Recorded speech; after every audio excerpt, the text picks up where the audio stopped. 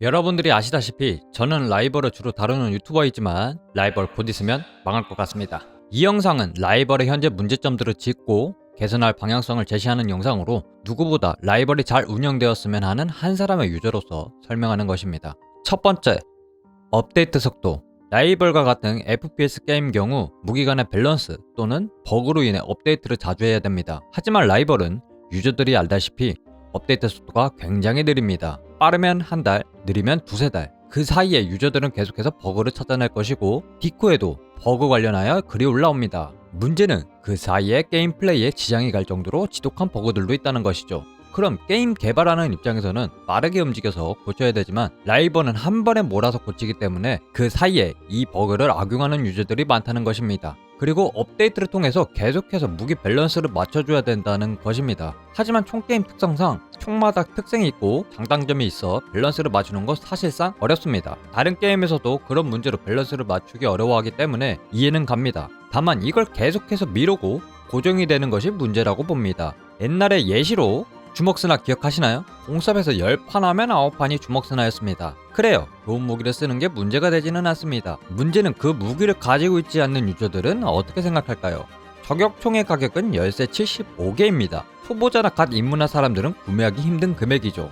또한 스나 주먹을 잘 안하는 유저들은 그 당시 스나 주먹의 사기성으로 인해 강제적으로 카타나, 방패가 고정이 되어버렸습니다. 그러다 보니 게임은 점점 똑같은 흐름으로 계속해서 흘러가고 지루해지기 마련입니다. 저 또한 이 시점에서 게임이 재미없다고 생각이 들었으니까요. 자, 이번에 나온 프로스트를 예시로 들겠습니다. 총을 맞추면 적이 슬로우가 걸리고 특수 능력으로 얼어붙게 만드는 능력이 있습니다. 어디서 본 능력이지 않나요? 바로 얼음 광선입니다. 얼음 광선 한 번밖에 쏘지 못합니다. 그런데 말입니다. 프로스트는 적어도 두세 번은 쓸 수 있습니다. 그리고 데미지와 공격 속도도 괜찮고요. 얼음 광선의 특징을 아예 없애버렸습니다. 자, 그리고 이 무기가 나오고 랭크에서 이 무기를 가지고 있는 사람과 없는 사람의 차이가 생깁니다. 무기 밴을 하면 되지 않나 생각할 수 있죠. 거기서 딜레마에 빠지는 것입니다. 저는 그 무기를 가지고 있지 않아서 쓸 일도 없는데 상대가 가지고 있다면 밴을 해야 되는 상황이 나옵니다. 그럼 본인 밴 무기는 하나 버리고 시작하는 것이죠. 총게임 특성상 밸런스를 맞추는 건 죽어도 못 맞춥니다. 항상 패치를 하면 다른 유저들이 들고 일어날 수밖에 없는 상황이죠. 다만 밸런스 패치를 하면서 무기가 고정되는 현상을 막고 여러 무기들도 쓰이게끔 만들어야 된다고 봅니다. 두 번째, 공섭 서버 문제. 저는 경쟁 시스템에 어릴 때부터 성인이 된 지금까지 해왔기 때문에 더 이상 게임을 스트레스 받으면서 하기보다는 즐기면서 하자는 마인드로 라이벌을 즐겨왔습니다. 그러다 보니 라이벌도 랭크보다는 공섭에 있는 시간이 많은데요. 요즘 공섭에서 게임을 진행 못할 정도로 렉이 심각하며 특히 영상 찍는 분들은 서버 렉으로 인해 진행 자체가 안 됩니다. 순간이동은 물론 멈추고 난리도 아닙니다. 그럼 다른 서버로 가면 되지 않냐? 다른 서버도 마찬가지입니다. 친구랑 같이 팀먹고 게임을 하고 싶은데 랜덤 2대1은 어렵고 공섭에서 하고 싶은데 그게 안 되는 거죠. 처음엔 로블록스 자체 문제인가 했습니다. 신기한 건 다른 게임들은 그렇지 않다는 거죠. 그럼 라이벌 자체 서버 문제라는 결론에 닿았는데 이 부분에 대해서는 라이벌은 아무런 입장을 내놓지 않고 있습니다. 홈게임에서 중요한 건 상대보다 먼저 보고 상대보다 먼저 쏴야 되는데 렉으로 인해 안 되는 것입니다.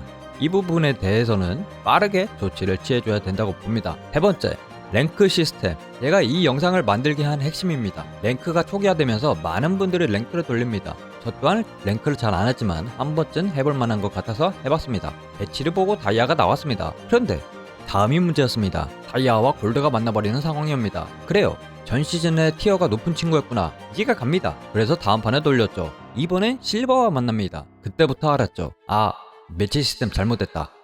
현재 랭크 시스템은 개인적으로 시즌 0, 시즌 1과 마찬가지로 티어와 상관없이 만나는 것 같았습니다. 이 시스템의 문제는 딱 하나입니다. 올라갈 사람들은 계속 올라가고 못 올라갈 사람들은 계속 못 올라간다. 당연한 이치가 아닌가 싶은데 라는 생각이 들 겁니다. 자, 라이벌 유저층은 어린 친구들이 많습니다. 그러다 보니 부모님이 정해놓는 시간이 있겠죠. 비슷한 티어끼리 만나야 되는 시스템인데 높은 티어와 계속 만납니다. 그럼 자연스럽게 계속해서 점수는 떨어지겠죠. 반대로 시간이 널널한 유저들도 꾸역꾸역 올라가지만 높은 티어를 만나 다시 떨어지고 제자리겠죠.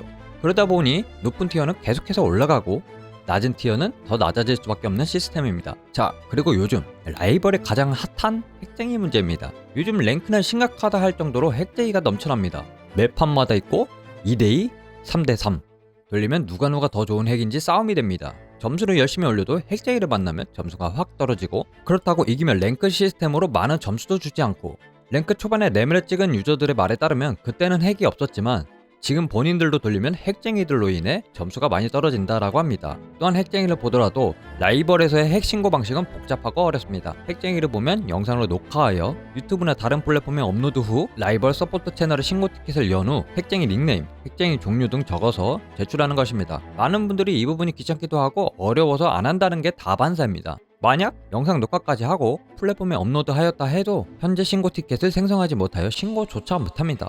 그래요. 또 만약에 신고 티켓이 생성되어서 신고가 되었다 쳐도 처리 기간이 들쑥날쑥입니다. 저 또한 신고한 지 2-3주에 처리된 경우가 많습니다. 자, 이런 경우 무슨 일이 생기냐?